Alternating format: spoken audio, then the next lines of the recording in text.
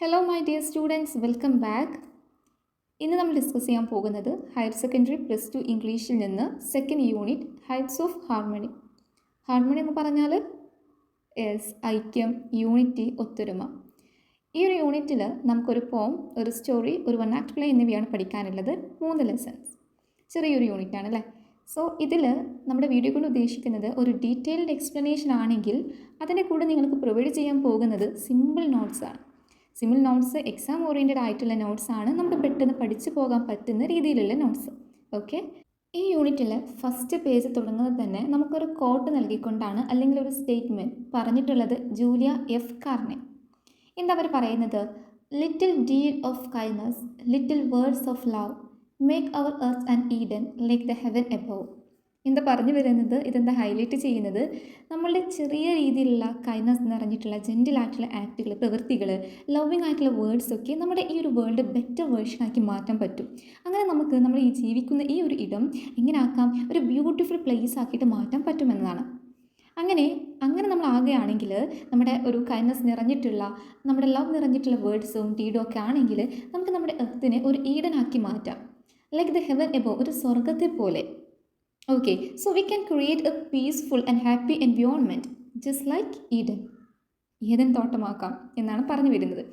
Okay, so ഈ ഒരു യൂണിറ്റിനെ കുറിച്ചിട്ടുള്ളതാണ്. തുടക്കം ഒരു ഇൻട്രൊഡക്ഷൻ ആയിട്ട് പറയുകയാണെങ്കിൽ, ഇതിലുള്ള ലെസൺസ്, ഇതിലെ ആക്ടിവിറ്റീസൊക്കെ നമുക്ക് എങ്ങനെ ഹെൽപ്പ് ആക്കുമെന്ന് ചോദിച്ചാൽ, ഫസ്റ്റ് ഓഫ് ഓൾ നമ്മുടെ ലാംഗ്വേജിനെ ഇത് ഇമ്പ്രൂവ് ആക്കുന്നുണ്ട്, നമ്മുടെ റീഡിങ് സ്കില്ലും ഇത് ഇമ്പ്രൂവ് ആക്കാൻ ഹെൽപ്പ് ആക്കുന്നുണ്ട്. എങ്ങനെയായിരിക്കും റീഡിങ് സ്കില്ലൊക്കെ ഇമ്പ്രൂവ് ആക്കാൻ ഹെൽപ്പ് ആക്കുന്നത്? അതായത് ഇപ്പോൾ നിങ്ങൾക്ക് ഇതിൽ ഒരുപാട് സ്റ്റോറീസ് ഉണ്ടല്ലേ ഈ ഒരു ഇംഗ്ലീഷ് ടെക്സ്റ്റ് ബുക്കിൽ, അതൊക്കെ നിങ്ങൾ വായിക്കുക. നിങ്ങൾ വായിക്കുന്നത് നിങ്ങൾക്ക് കേൾക്കണം. ഈ ഒരു രീതിയിൽ നിങ്ങൾ വായിക്കുകയാണെങ്കിൽ സ്വാഭാവികമായിട്ടും നിങ്ങളുടെ റീഡിങ് സ്കില്ലും നിങ്ങളുടെ ഇംഗ്ലീഷും എല്ലാം ഇമ്പ്രൂവ് ആകും. അല്ലാതെ നിങ്ങൾ ജസ്റ്റ് സമ്മറി മാത്രം കേട്ടു പോവുക, സമ്മറി വായിക്കുകയാണെങ്കിൽ ഈ ഒരു ബെനിഫിറ്റ് കിട്ടണം എന്നില്ല. Okay, and understand and enjoy literature. ഈ ലിറ്ററേച്ചർ എന്ന് പറയുന്നത് നമ്മൾ വായിക്കുമ്പോൾ ഒരു ജസ്റ്റ് ഒരു സ്റ്റോറി ആണെങ്കിൽ, അല്ലെങ്കിൽ ഒരു പോയം ആണെങ്കിൽ, അതിൻ്റെ ഉള്ളിൽ ഒരുപാട് കാര്യങ്ങൾ അടങ്ങിയിട്ടുണ്ടാകും. A to Z കാര്യങ്ങൾ ഡിസ്കസ് ചെയ്യുന്ന ഒരു ഏരിയയാണ് ലിറ്ററേച്ചർ എന്ന് പറയുന്നത്. അതിനെ എൻജോയ് ചെയ്യാനും അതിനെ മനസ്സിലാക്കാനും കൂടി നമ്മളെ ഹെൽപ്പ് ചെയ്യുകയാണ് ഇംഗ്ലീഷ് ടെക്സ്റ്റ് ബുക്ക് എന്ന് പറയുന്നത്, അല്ലെങ്കിൽ ഈ ഒരു ലെസൺ എന്ന് പറയുന്നത്. നമുക്ക് സ്റ്റോറി ടെല്ലിങ്ങിനെ കുറിച്ചിട്ട് പഠിക്കാനും, ക്യാരക്ടേഴ്സ്, വ്യത്യസ്ത രീതിയിലുള്ള ക്യാരക്ടേഴ്സ്, അവരുടെ ബിഹേവിയർ, ഡ്രാമ സ്കിൽസ് ആയിട്ടുള്ള ആക്ടിങ്, സ്റ്റേജ് സെറ്റിംഗ്, ആൻഡ് ഇങ്ങനെ ഒരു പ്ലേ നമുക്ക് മാനേജ് ചെയ്യാം. അങ്ങനെ ഒരുപാട് കാര്യങ്ങൾ ഈ ഒരു ലെസൺ കൂടിയിട്ട് നമുക്ക് മനസ്സിലാക്കി തരുന്നുണ്ട്. ഓക്കെ, സോ അങ്ങനെ ഇപ്പോഴത്തെ യൂണിറ്റില്ല. സോ ഈ ഒരു യൂണിറ്റിൽ നമുക്കറിയാം, ഒരു മനുഷ്യന് ഒരു സർട്ടൻ ക്വാളിറ്റീസ് ഉണ്ടായിരിക്കണം. ഓക്കെ, എന്തിനു വേണ്ടിയിട്ടാണ്? നമ്മുടെ ഹ്യൂമൻ റിലേഷൻസ് മെയിൻറ്റെയിൻ ചെയ്ത് കൊണ്ടുപോകാൻ വേണ്ടിയിട്ട്. ആ ക്വാളിറ്റീസ് എങ്ങനെ ആയിരിക്കും എന്നറിയോ? നമുക്ക് വളരെ സമാധാനപരമായിട്ടും ഒരു യൂണിറ്റിയോട് കൂടിയിട്ടും ജീവിക്കാനും വർക്ക് ചെയ്യാനും ഹെൽപ്പ് ചെയ്യും. This unit is about the values and qualities that help people live peacefully and work together in harmony. എങ്ങനെ പോലെ? Like the grains of sand on the seashore. കടൽ തീരത്തെ മണൽത്തരികളെ പോലെ. എന്താണ് ഇതിൻ്റെ പ്രത്യേകത? അതിങ്ങനെ ഒരുപോലെ നമ്മളിങ്ങനെ കയ്യിൽ പിടിച്ചിട്ട് അത് താഴേക്ക് ഇങ്ങനെ വിടുകയാണെങ്കിൽ ഒരുപോലെ വീഴും അല്ലേ. സോ ഇതുപോലെ ആകണം ഓരോ മനുഷ്യനും മറ്റുള്ളവരുമായിട്ട് ഒത്തു കഴിയാൻ പഠിക്കണം. Okay, each person must learn to coexist with others. അങ്ങനെ വരുമ്പോഴാണ് നമ്മൾ എന്തിലോട്ട് എത്തുക? ഒരു ഹൈറ്റ്സ് ഓഫ് ഹാർമണിയിലോട്ട് നമുക്ക് എത്തിച്ചേരാൻ പറ്റുക. Okay, and the unit includes a poem written by Robert Frost titled Mending World, then a story Amigo Brothers by Perry Thomas, then The Hour of Truth by Percy White. So ഇത്രയും lessons ആണ് നമുക്ക് പഠിക്കാനുള്ളത്. Okay, അങ്ങനെ വന്നിട്ട് നമുക്ക് പിന്നെ തുടങ്ങുന്നത് Albert ഐൻസ്റ്റൈൻ്റെ വേർഡ്സുമായിട്ടാണ്. നമുക്ക് വേർഡ്സ് ഓഫ് വിസ്ഡം എന്ന് വിളിക്കാം അദ്ദേഹത്തിൻ്റെ ഈ വേർഡ്സിനെ. അദ്ദേഹം ഇവിടെ പറയുന്നത് കുറച്ചധികമുണ്ട്, അത് നിങ്ങളൊന്ന് വായിച്ചു നോക്കുക. ഞാൻ ഇതിൻ്റെ ഒരു എക്സ്പ്ലനേഷൻ തരാം കേട്ടോ, എന്താണ് അദ്ദേഹം ഇവിടെ ഉദ്ദേശിക്കുന്നത് എന്ന് പറഞ്ഞു തരാം. അതായത് ഒരു വ്യക്തിക്ക് ഒരു ഗുഡ് ലൈഫ്, നല്ലൊരു ജീവിതം ജീവിക്കണമെങ്കിൽ അദ്ദേഹത്തിന് വേണ്ട ഗ്രേറ്റസ്റ്റ് സ്കിൽ എന്ന് പറയുന്നത് കൈൻഡ്നെസ്സും കമ്പാഷനുമാണ് എന്നുള്ളതാണ്. നമ്മൾ ഒരുപാട് പഠിക്കുക എന്നുള്ളതിന് അപ്പുറത്തേക്ക് നമുക്ക് നല്ലൊരു ലൈഫ്, ഒരു ഡിഗ്നിറ്റിയോട് കൂടിയിട്ടുള്ള, ഒരു സേഫ്റ്റിയോട് കൂടിയിട്ടുള്ള, ഹ്യൂമാനിറ്റിയുടെ ഹാപ്പിനെസ്സിന് വേണ്ടിയിട്ടുള്ള ഒരു ലൈഫ് നമുക്ക് കിട്ടുന്നത് ഈ ഒരു കൈൻഡ്നെസ്സും കമ്പാഷനും മറ്റുള്ളവരോടും കാണിച്ച് അവരുടെ കോ എക്സിസ്റ്റ് ആയിട്ട് ജീവിക്കുമ്പോഴാണ്. ഇതും പറഞ്ഞുകൊണ്ട് അദ്ദേഹം നമ്മുടെ മുന്നിലേക്ക് കാണിക്കുന്നത് നമ്മുടെ ഈ ഒരു ലോകത്തിൻ്റെ സത്യാവസ്ഥയാണ്. അതായത് ഒരു ഭാഗത്ത് ആളുകൾ പട്ടിണി കാരണം സഫർ ചെയ്യുമ്പോൾ, മറ്റൊരു ഭാഗത്ത് എന്താണ്, ആളുകൾക്ക് ഒരു പ്ലെൻറ്റി ഓഫ് എമൗണ്ട്, ഒരു ആഡംബര ജീവിതം തന്നെ അവർ നയിക്കുന്നുണ്ട്. എങ്ങനെ? ഇതേപോലെ നമ്മുടെ ഈ ഒരു ലോകത്ത്, നമ്മുടെ ഈ ഒരു ഭാഗത്ത് പട്ടിണി കാരണം, കാശില്ലാത്തത് കാരണം ബുദ്ധിമുട്ടുകൾ അനുഭവിക്കുന്നുണ്ട് എന്ന് അറിഞ്ഞിട്ടും അവരെ മെയിൻഡ് ആക്കാതെ അവരൊരു മാർജിനലൈസ്ഡ് ആയിട്ട് കാണുന്ന ആളുകളും ഉണ്ട് എന്നുള്ളതാണ് പറഞ്ഞു വരുന്നത്. നമ്മളെല്ലാവരും ഈ ഒരു യൂണിവേഴ്സിൻ്റെ ജസ്റ്റ് ഒരു പാർട്ട് മാത്രമാണ്. ഇപ്പം മനുഷ്യരുടെ കാര്യം പറയുകയാണെങ്കിൽ നമ്മളൊരു ചുരുങ്ങിയ സമയത്തിന് ഒരു ചുരുങ്ങിയ സ്ഥലത്തിൻ്റെ ഒരു ഭാഗം മാത്രമാണ്. പക്ഷേ തൻ്റെ ചിന്തകൾ കാരണം, തൻ്റെ ഫീലിങ്സ് കാരണം നമുക്ക് ഫീൽ ചെയ്യണം നമ്മൾ മറ്റുള്ളവരിൽ നിന്നും എന്തോ വ്യത്യസ്തരാണ് എന്നുള്ളത്.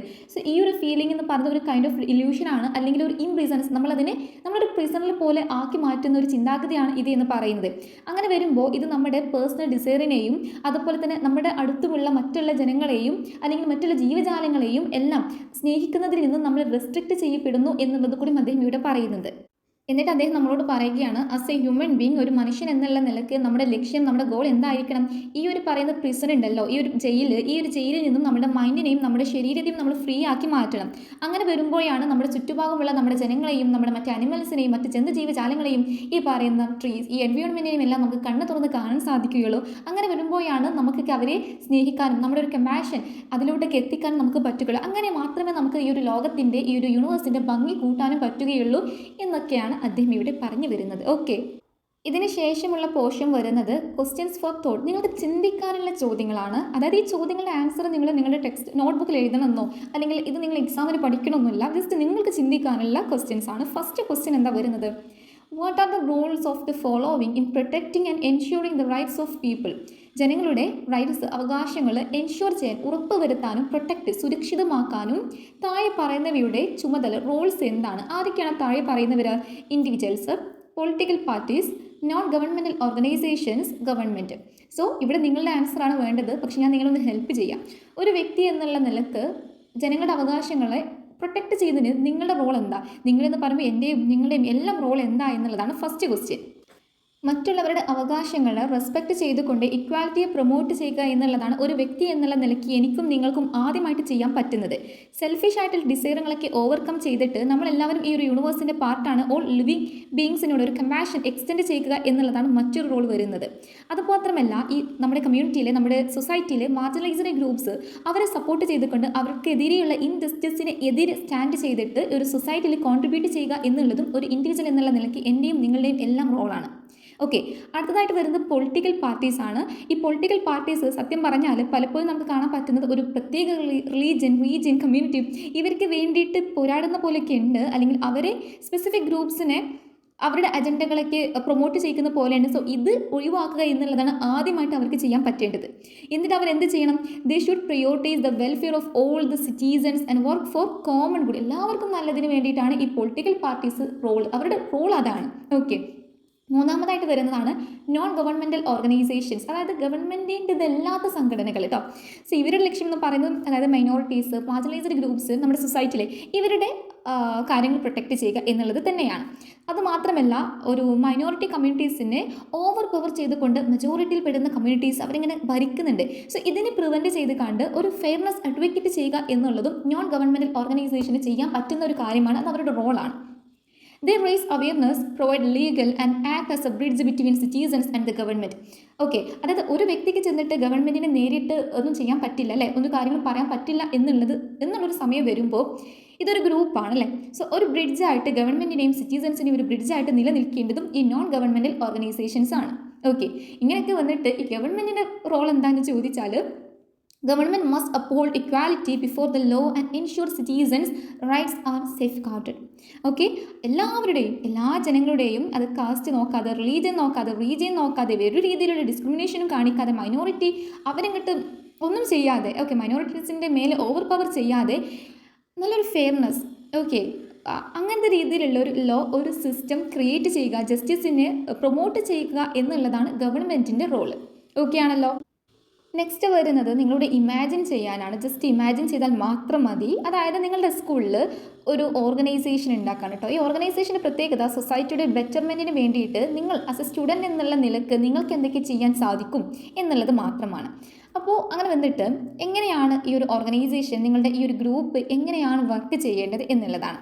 സോ നമ്മുടെ ഫസ്റ്റ് ഡ്യൂട്ടി എന്ന് പറയുന്നത്, നമ്മുടെ ഗ്രൂപ്പ് എന്തായിരിക്കണം? നമ്മുടെ കമ്മ്യൂണിറ്റിയിൽ അഡ്രസ്സ് ചെയ്യപ്പെടുന്ന ആവശ്യങ്ങൾ ഐഡൻറ്റിഫൈ ചെയ്യുക, like education, cleanliness and helping the under privileged. ഇതൊക്കെ ആയിരിക്കും പൊതുവെ ഓരോ കമ്മ്യൂണിറ്റിയിലും ഓരോ ഇടങ്ങളിലും അവിടുത്തെ ജനങ്ങൾക്ക് ആവശ്യമുള്ള കാര്യങ്ങൾ. പിന്നെ നമ്മൾ എന്ത് ചെയ്യണം? നമ്മളൊരു ഗ്രൂപ്പാണല്ലേ, അതൊരു ഗ്രൂപ്പ് തുടങ്ങിയിട്ട് പിന്നെ ടാറ്റ ബൈ പറയുന്നതിനപ്പുറത്തേക്ക് ഇടയ്ക്ക് ഇങ്ങനെ മീറ്റിംഗ്സ്, റെഗുലർ മീറ്റിംഗ്സ് വെക്കണം. ഒരു ടീം വർക്ക് ആയിരിക്കണം. ഒരു എന്താ പറയുക, നമ്മുടെ ആക്ടിവിറ്റീസൊക്കെ എഫക്റ്റീവായിട്ട് ചെയ്യാൻ പറ്റുന്ന രീതിയിലുള്ള ഒരു ടീം വർക്കൊക്കെ ആകണം. അങ്ങനത്തെ പ്ലാനിങ്സ് ആയിരിക്കണം നമ്മൾ ചെയ്യേണ്ടത്. ഓക്കെ, ഇനി നമ്മൾ എന്തൊക്കെയാണ് ചെയ്യേണ്ടത്? ആദ്യം നമ്മൾ ചെയ്യേണ്ടത് listen to the communities need and prioritise task accordingly. ഫസ്റ്റത്തെ പോയിന്റ് തന്നെ എന്ത് ചെയ്യണം?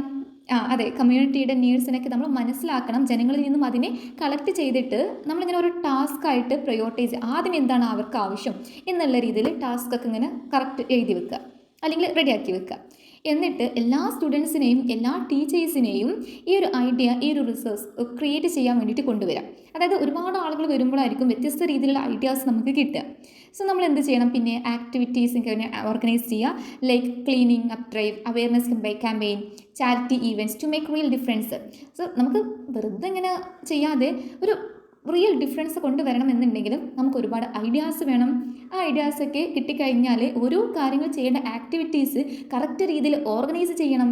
ഓക്കെ, ഇടയ്ക്ക് ഒരു അവയർനെസ് ക്യാമ്പയിൻ ഇതാക്കണം, ഇടയ്ക്ക് ചാരിറ്റി പ്രവർത്തനങ്ങൾ, ഇതൊക്കെ ഉണ്ടെങ്കിൽ നമുക്കൊരു റിയൽ ഡിഫറൻസ് കൊണ്ടുവരാൻ സാധിക്കും.